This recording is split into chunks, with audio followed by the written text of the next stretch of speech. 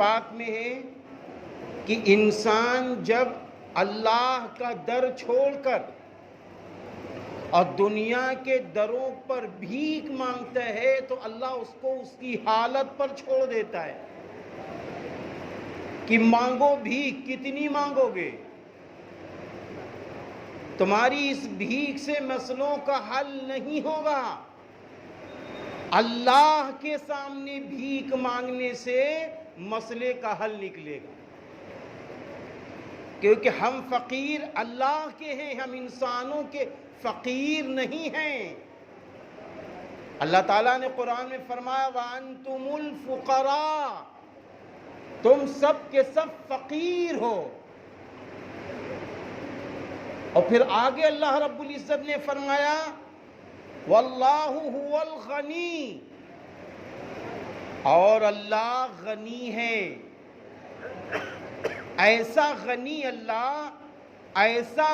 اللہ کہ آپ صلی اللہ علیہ وسلم کا ارشاد گرامی ہے کہ اس دنیا کا سب سے ادنا ایمان والا جس کو اللہ جنت دے گا، اتنی بڑی جنت دے گا، اتنی بڑی جنت دے گا، دنیا سے 10 گنی بڑی جنت۔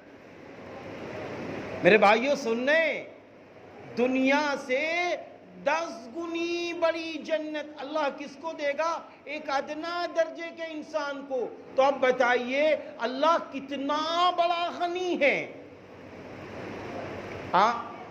آج تو تھوڑے تھوڑے محل و کار اور رقموں کو دیکھ کے کہتے ہیں یہ امیر ہے۔